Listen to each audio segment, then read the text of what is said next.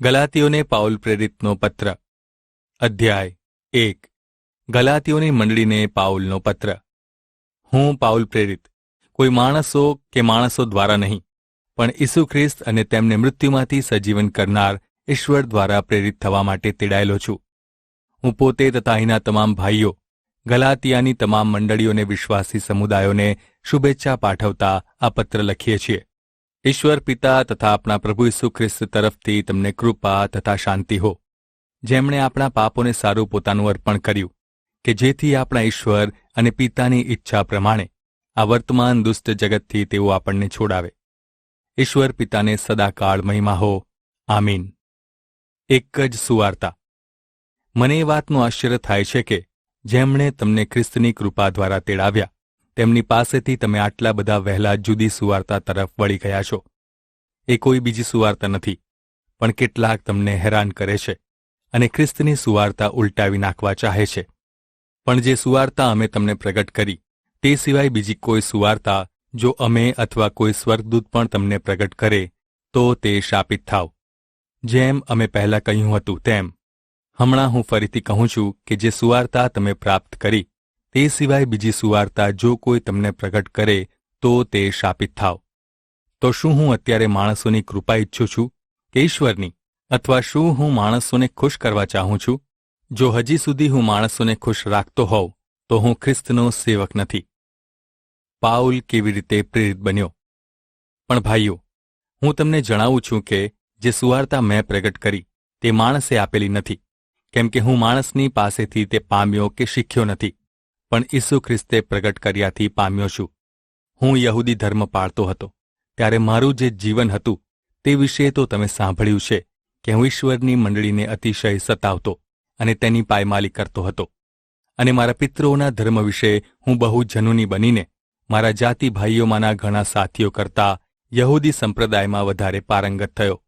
પણ ઈશ્વર, જેમણે મને મારા જન્મના દિવસથી જ અલગ કર્યો હતો તથા પોતાની કૃપામાં મને તેડાવ્યો હતો, તેમને જ્યારે એ પસંદ પડ્યું કે તે પોતાના દીકરાને મારામાં પ્રગટ કરે, એ માટે કે હું તેમની સુવાર્તા બિન યહૂદીઓમાં પ્રગટ કરું, ત્યારે મેં કોઈ જ મનુષ્યની સલાહ લીધી નહીં કે મારાથી અગાઉ જે પ્રેરિતો હતા તેઓની પાસે યરૂશાલેમ ગયો નહીં, પણ અરબસ્તાનમાં ગયો અને ફરીથી દમસ્કસમાં પાછો આવ્યો. ત્યાર પછી 3 વર્ષ બાદ કેફા પિત્તરને મળવાને હું યરૂશાલેમ ગયો અને તેની પાસે 15 દિવસ રહ્યો, પણ પ્રેરિતોમાંના બીજા કોઈને હું મળ્યો નહીં, કેવળ પ્રભુના ભાઈ યાકૂબને મળ્યો. જુઓ, હું તમને જે લખું છું તે ઈશ્વરની સમક્ષ કહું છું, હું જુઠ્ઠું કહેતો નથી. પછી હું સીરિયા તથા કિલિકિયાના પ્રાંતોમાં આવ્યો, અને ખ્રિસ્તમાંના યહૂદિયા પ્રાંતની મંડળીઓને મારી ઓળખ થઈ નહોતી. તેઓએ એટલું જ સાંભળ્યું હતું કે અગાઉ જેમને સતાવતો હતો અને જે વિશ્વાસનો તે નાશ કરતો હતો, તે હમણાં એ જ વિશ્વાસને પ્રગટ કરે છે. મારે લીધે તેઓએ ઈશ્વરને મહિમા આપ્યો. ગલાતીઓને પાઉલ પ્રેરિતનો પત્ર અધ્યાય 2 પાઉલ અને બીજા પ્રેરિતો. 14 વર્ષ પછી હું બારનાબાસની સાથે ફરી પાછો યરૂશાલેમ ગયો અને તીતસને પણ સાથે લઈ ગયો. પ્રકટીકરણ દ્વારા મળેલી ઈશ્વરની આજ્ઞાથી હું ત્યાં ગયો, અને જે સુવાર્તા બિન યહૂદીઓમાં પ્રગટ કરું છું, તે જેઓ પ્રતિષ્ઠિત હતા તેઓને ગુપ્ત રીતે કહી સંભળાવી. રખેને હું વ્યર્થ દોડતો હોઉં અથવા દોડ્યો હોઉં, પણ તીતસ જે મારી સાથે હતો તે ગ્રીક હોવા છતાં પણ સુન્નત કરાવવાની તેને ફરજ પાડવામાં આવી નહીં. આપણા સમુદાયમાં જોડાયેલા દંભી ભાઈઓને લીધે એમ થયું કે ખ્રિસ્ત ઈસુમાં આપણી જે સ્વતંત્રતા છે તેની જાસૂસી કરવા સારું તેઓ ગુપ્ત રીતે અંદર આવ્યા હતા, એ માટે કે તેઓ આપણને પાછા ગુલામીમાં લાવે. તેઓને અમે એક ઘડીભર પણ આધીન થયા નહીં, કે જેથી સુવાર્તાનું સત્ય તમારામાં ચાલુ રહે.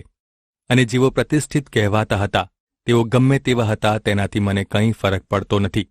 ઈશ્વર માણસોની રીતે કોઈનો પક્ષપાત કરતા નથી.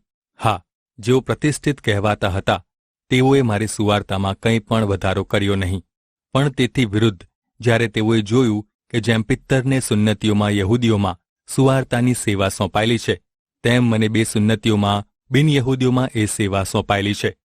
કેમ કે જેમણે સુન્નતીઓનો યહૂદીઓનો પ્રેરિત થવા સારું પિત્તરને પ્રેરણા કરી, તેમણે બે સુન્નતીઓનો બિન યહૂદીઓનો પ્રેરિત થવા સારું મને પણ પ્રેરણા કરી. અને મને પ્રાપ્ત થયેલો અનુગ્રહ જ્યારે તેઓએ જાણ્યો ત્યારે યાકૂબ, કેફા તથા યોહાન, જેઓ આધારસ્તંભ જેવા ગણાતા હતા, તેઓએ મારો તથા બારનાબાસનો પ્રેરિત તરીકે સ્વીકાર કર્યો કે જેથી અમે બિન યહૂદીઓની પાસે જઈએ અને તેઓ સુન્નતીઓની યહૂદીઓની પાસે જાય. તેઓએ એટલું જ ઇચ્છ્યું કે અમે ગરીબોને મદદ કરીએ અને તે જ કરવાને હું આતુર હતો. અંત્યોખમાં પિત્તરને પાઉલનો ઠપકો. પણ જ્યારે કેફા અંત્યોખ આવ્યો ત્યારે મેં સામે ચાલીને તેનો વિરોધ કર્યો, કેમ કે તે દોષિત હતો. કારણ કે યાકૂબની પાસેથી કેટલાક લોકોના આવ્યા પહેલા તે બિનયહૂદીઓની સાથે ખાતો હતો, પણ તેઓ આવ્યા પછી સુન્નતીઓથી ડરીને તે ખસી ગયો અને અલગ રહ્યો. બાકીના ખ્રિસ્તી યહૂદીઓએ પણ તેની સાથે ઢોંગ કર્યો, એટલે સુધી કે બારનાબાસ પણ તેઓના ઢોંગથી દંગ થઈને પાછો પડ્યો. પણ જ્યારે મેં જોયું કે તેઓ સુવાર્તાની સત્યતા પ્રમાણે પ્રમાણિકતાથી ચાલતા નથી, ત્યારે મેં બધાની આગળ કેફાને કહ્યું કે જો તું યહૂદી હોવા છતાં યહૂદીઓની રીતે નહીં પણ બિનયહૂદીઓની રીતે વર્તે છે, તો બિનયહૂદીઓને યહૂદીઓની રીત પ્રમાણે વર્તવા તું કેમ ફરજ પાડે છે? યહૂદીઓ તેમજ બિનયહૂદીઓનો ઉદ્ધાર માત્ર વિશ્વાસથી જ. આપણે જેઓ જન્મથી યહૂદી છીએ અને પાપી બિનયહૂદીઓ નથી, તેવો જાણીએ છીએ કે મનુષ્ય નિયમશાસ્ત્રની કરણીઓથી નહીં પણ ઈસુ ખ્રિસ્ત પરના વિશ્વાસથી ન્યાયી ઠરે છે. અમે પણ ઈસુ ખ્રિસ્ત પર વિશ્વાસ કર્યો કે જેથી અમે નિયમશાસ્ત્રની કરણીઓથી નહીં પણ ખ્રિસ્ત પરના વિશ્વાસથી ન્યાયી ઠરીએ, કેમ કે નિયમશાસ્ત્રની કરણીઓથી કોઈ પણ મનુષ્ય ન્યાયી ઠરશે નહીં. પણ ખ્રિસ્તમાં ન્યાયી ઠરવાની ઈચ્છા રાખીને જો આપણે પોતે પાપી માલુમ પડીએ તો શું ખ્રિસ્ત પાપના સેવક છે? કદી નહીં. કેમ કે જેને મેં પાડી નાખ્યું તેને હું ફરીથી બાંધું તો હું પોતાને અપરાધી ઠરાવું છું. કેમ કે હું ઈશ્વરને માટે જીવવાને નિયમશાસ્ત્ર દ્વારા નિયમશાસ્ત્ર પ્રત્યે મૃત્યુ પામ્યો છું. હું ખ્રિસ્તની સાથે વધસ્તંભે જડાયો છું, પરંતુ હું જીવું છું તો પણ હું નહીં પણ મારામાં ખ્રિસ્ત જીવે છે. અને હવે મનુષ્ય દેહમાં મારું જે જીવન છે તે ઈશ્વરના દીકરા પરના વિશ્વાસથી છે. તેમણે મારા પર પ્રેમ કર્યો અને મારે માટે પોતાનું અર્પણ કર્યું. હું ઈશ્વરની કૃપા નિષ્ફળ કરતો નથી, કેમ કે જો ન્યાયીપણું નિયમશાસ્ત્રથી મળતું હોય તો ખ્રિસ્તના મરણનો કોઈ અર્થ નથી. ગલાતીઓને પાઉલ પ્રેરિતનો પત્ર.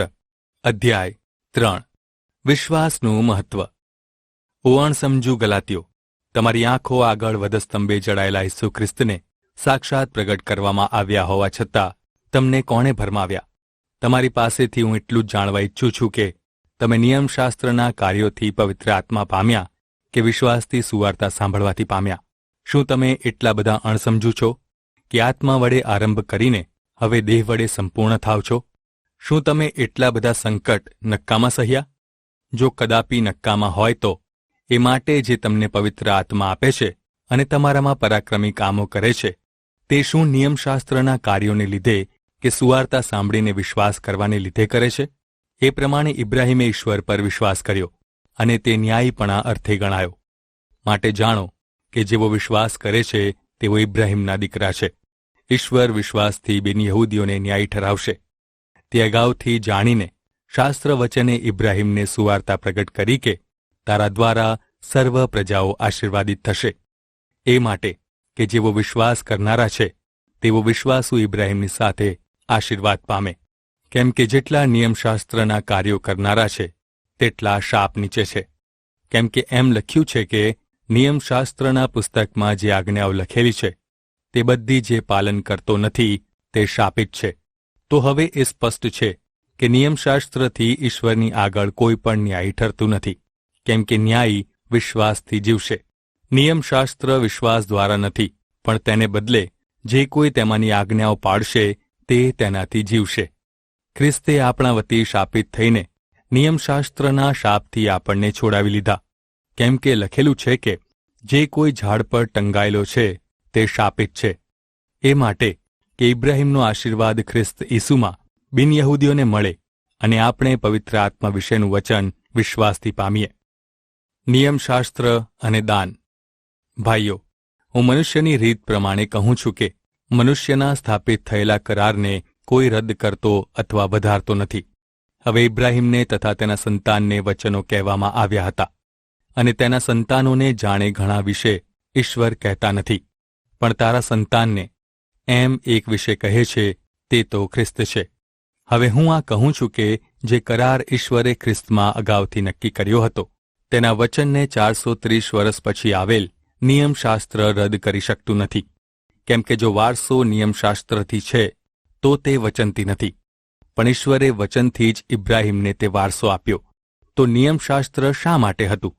જેઓને ઇબ્રાહીમનું સંતાન આપવાનું વચન આપવામાં આવ્યું હતું તેઓની પાસે તે સંતાન આવે ત્યાં સુધી નિયમશાસ્ત્ર અપરાધોને લીધે આપવામાં આવેલું હતું અને તે મધ્યસ્થની મારફતે સ્વર્ગદૂતો દ્વારા ફરમાવેલું હતું.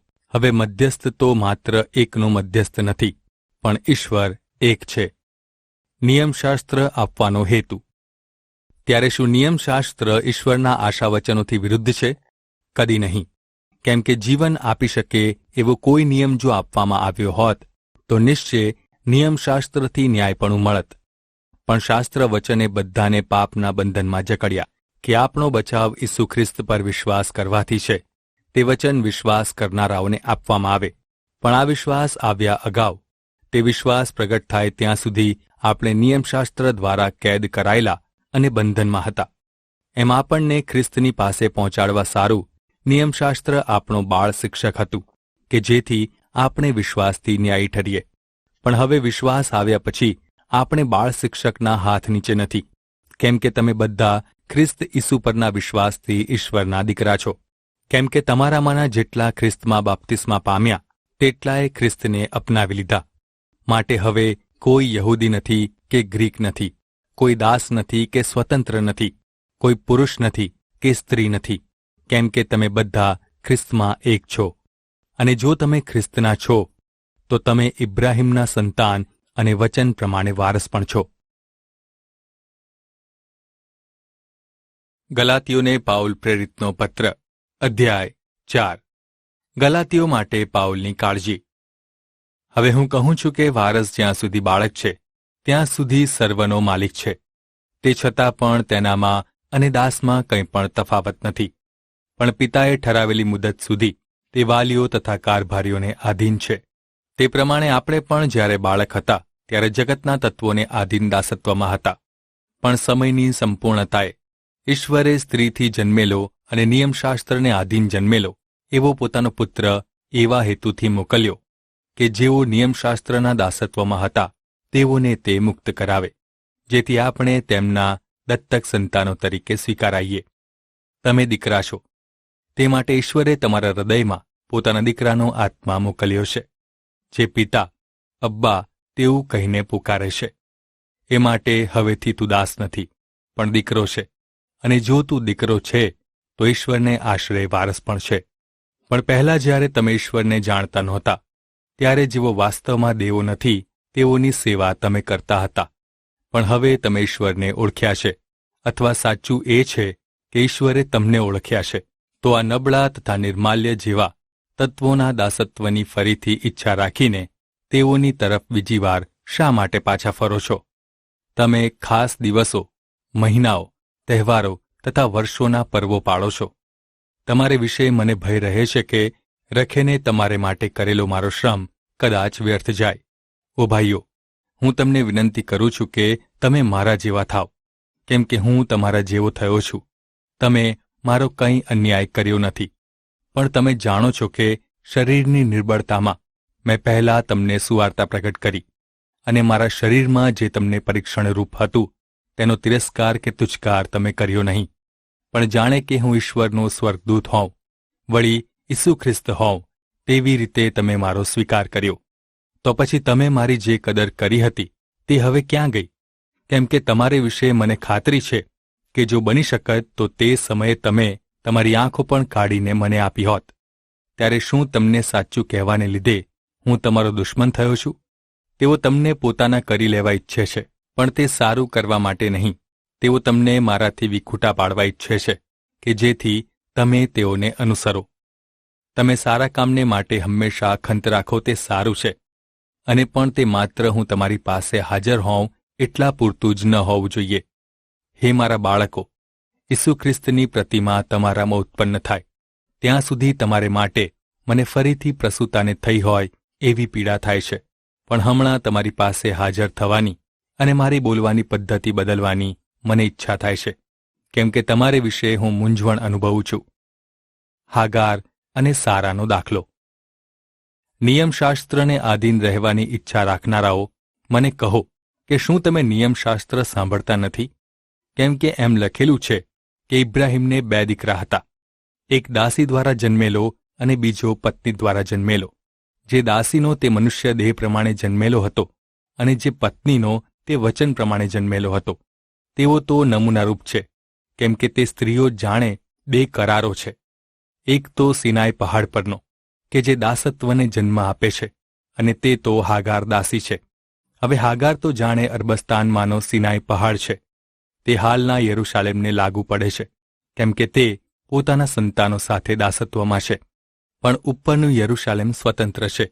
તે આપણી માતા છે, કેમ કે લખેલું છે કે હે નિસંતાન સ્ત્રી, તું આનંદ કર. જેને પ્રસૂતાની પીડા થતી નથી, તે તું હર્ષનાદ કર. કેમ કે જેને પતિ છે, તેના કરતાં એકલી મુકાયેલી સ્ત્રીના સંતાન વધારે છે. હવે હે ભાઈઓ, આપણે ઈસાકની જેમ વચનના સંતાનો છીએ, પણ તે સમયે જેમ દેહથી જન્મેલાએ આત્માથી જન્મેલાને સતાવ્યો, તેવું અત્યારે પણ ચાલે છે. પણ શાસ્ત્ર વચન શું કહે છે? દાસીને તથા તેના દીકરાને કાઢી મૂક, કેમ કે દાસીનો દીકરો પત્નીના દીકરા સાથે વારસ બનશે નહીં. તેથી ભાઈઓ, આપણે દાસીના સંતાનો નથી, પણ પત્નીના છીએ. ગલાતીઓને પાઉલ પ્રેરિતનો પત્ર, અધ્યાય 5. તમારી સ્વતંત્રતા જાળવો. આપણે બંધનમાં ન રહીએ માટે ખ્રિસ્તે આપણને સ્વતંત્ર કર્યા છે. તેથી સ્થિર રહો અને ફરીથી દાસત્વની ઝૂંસરી નીચે ન જોડાઓ. જુઓ, હું પાઉલ તમને કહું છું કે જો તમે સુન્નત કરાવો છો, તો તમને ખ્રિસ્તથી કંઈ લાભ થવાનો નથી. દરેક સુન્નત કરાવનારને હું ફરીથી ખાતરીપૂર્વક કહું છું કે તે આખું નિયમશાસ્ત્ર પાળવાને જવાબદાર છે. તમે જેઓ નિયમશાસ્ત્રના પાલનથી ન્યાયી ઠરવા ચાહો છો, તેઓ ખ્રિસ્તથી અલગ થયા છો. તમે કૃપાથી દૂર થયા છો, કેમ કે અમે આત્મા દ્વારા વિશ્વાસથી ન્યાયપણું પામવાની આશાની રાહ જોઈએ છીએ. કેમ કે ખ્રિસ્ત ઈસુમાં સુન્નત કે બેસુન્નત ઉપયોગી નથી, પણ માત્ર વિશ્વાસ કે જે પ્રેમ દ્વારા કાર્ય કરે છે તે જ ઉપયોગી છે. તમે સારી રીતે દોડતા હતા. તમને સત્યને અનુસરતા કોણે રોક્યા? આવું કરવાની સમજ તમને તેડનાર તરફથી અપાતી નથી. એક સડેલી કેરી બધી કેરીઓને બગાડે છે. થોડું ખમીર સમગ્ર કણકને ફૂલાવે છે. તમારે વિશે પ્રભુમાં મને ભરોસો છે કે તમે આનાથી જુદો મત નહીં ધરાવો. જે કોઈ તમને અવળે માર્ગે દોરશે તે શિક્ષા પામશે. ભાઈઓ, જો હું હજી સુધી સુન્નત કરાવવા વિશે શીખવતો હોઉં, તો હજુ પણ મારી સતાવણી કેમ થાય છે? એટલા માટે થાય છે કે વધસ્તંભનો મારો ઉપદેશ નિરર્થક નથી. જેઓ તમને ગેરમાર્ગે દોરે છે, તેઓ પોતપોતાને કાપી નાખે તો કેવું સારું. કેમ કે ભાઈઓ, તમને સ્વતંત્ર થવા તેડવામાં આવ્યા હતા. માત્ર એટલું જ કે તમારી સ્વતંત્રતા શારીરિક વિષયભોગને અર્થે ન વાપરો, પણ પ્રેમથી એકબીજાની સેવા કરો. કેમ કે આખું નિયમશાસ્ત્ર એક જ વચનમાં પૂરું થાય છે, એટલે જેમ તું પોતાના પર પ્રેમ રાખે છે, તેમ તારા પડોશી પર પ્રેમ રાખ. પણ જો તમે એકબીજાને કરડો અને ફાડી ખાઓ, તો સાવધાન રહો, કદાચ તમે એકબીજાથી નાશ પામો. પવિત્ર આત્મા અને માનવી સ્વભાવ. પણ હું કહું છું કે આત્માની દોરવણી અનુસાર ચાલો, અને તમે દેહની વાસના તૃપ્ત કરશો નહીં. કેમ કે દેહ આત્માની વિરુદ્ધ ઈચ્છા કરે છે, અને આત્મા દેહની વિરુદ્ધ, કારણ કે તેઓ પરસ્પર વિરુદ્ધ છે, અને તેથી જે તમે ઈચ્છો તે તમે કરતા નથી. પણ જો તમે આત્માની દોરવણી મુજબ વર્તો છો, તો તમે નિયમશાસ્ત્રને આધીન નથી. દેહના કામ તો દેખીતા છે, એટલે જાતીય અનૈતિકતા, અશુદ્ધતા, લંપટપણું, મૂર્તિપૂજા, મેલી વિદ્યા, વૈરભાવ, કજિયા કંકાશ, ઈર્ષા, ક્રોધ, ખટપટ, કુસંપ, પક્ષાપક્ષી, અદેખાઈ, સ્વચ્છંદતા, ભોગવિલાસ તથા તેઓના જેવા કામો. જેમ પહેલાં મેં તમને ચેતવ્યા હતા, તેમ તેઓ વિશે હમણાં પણ ચેતવું છું કે જેઓ એવા કામ કરે છે તેઓ ઈશ્વરના રાજ્યનો વારસો પામશે નહીં. પણ પવિત્ર આત્માનું ફળ પ્રેમ, આનંદ, શાંતિ, સહનશીલતા, માયાળુપણું, ભલાઈ, વિશ્વાસુપણું, નમ્રતા અને આત્મસંયમ છે. આ બાબતોની વિરુદ્ધ કોઈ નિયમ નથી. અને જેઓ ખ્રિસ્તના છે તેઓએ દેહને તેની વાસનાઓ તથા ઈચ્છાઓ સહિત વધસ્તંભે જડ્યો છે. જો આપણે આત્માથી જીવીએ છીએ તો આત્માની દોરવણી પ્રમાણે ચાલવું પણ જોઈએ. આપણે એકબીજાને ખીજવીને તથા એકબીજા પર અદેખાઈ રાખીને ઘમંડ ન કરીએ. ગલાતીઓને પાઉલ પ્રેરિતનો પત્ર અધ્યાય 6. એકબીજાના બોજ ઉચકો. ભાઈઓ, જો કોઈ માણસ કંઈ અપરાધ કરતા પકડાય તો તમે જે આત્મિક છો તેઓ નમ્ર ભાવે તેને સાચા માર્ગે પાછો લાવો, અને તું તારી પોતાની સંભાળ રાખ, રખેને તું પરીક્ષણમાં પડે. તમે એકબીજાના ભાર ઉચકો અને એમ ખ્રિસ્તના નિયમનું સંપૂર્ણ પાલન કરો. કેમ કે જ્યારે કોઈ પોતે નજીવો હોવા છતાં હું મોટો છું એવું ધારે છે તો તે પોતાને છેતરે છે. દરેક માણસે પોતાના આચરણ તપાસવા અને ત્યારે તેને બીજા કોઈ વિશે નહીં પણ કેવળ પોતાને વિશે અભિમાન કરવાનું કારણ મળશે. કેમ કે દરેકે પોતાનો બોજ ઉચકવો પડશે. સુવાર્તા વિશે જે શીખનાર છે તેણે શીખવનારને સર્વ સારી ચીજવસ્તુઓમાંથી હિસ્સો આપવો. યાદ રાખો, ઈશ્વરની મશ્કરી કરાય નહીં. કોઈ માણસ જે કંઈ વાવે તે જ તે લણશે. કેમ કે જે પોતાના દેહને માટે વાવે છે તે દેહથી વિનાશ લણશે, પણ જે આત્માને અર્થે વાવે છે તે આત્માથી અનંત જીવન લણશે. તો આપણે સારું કરતા થાકવું નહીં, કેમ કે જો કાયર નહીં થઈએ તો યોગ્ય સમયે લણીશું. એ માટે જેમ પ્રસંગ મળે તેમ આપણે બધાનું અને વિશેષ કરીને વિશ્વાસના કુટુંબના જે છે તેઓનું સારું કરીએ. અંતિમ ચેતવણી અને સલામી. જુઓ, હું મારા હાથે કેટલા મોટા અક્ષરોથી તમારા પર લખું છું. જેઓ દેહ વિશે પોતાને જેટલા સારા બતાવવા ચાહે છે તેટલા ખ્રિસ્તના વધસ્તંભને લીધે પોતાની સતાવણી ન થાય માટે જ તમને સુન્નત કરવાની ફરજ પાડે છે.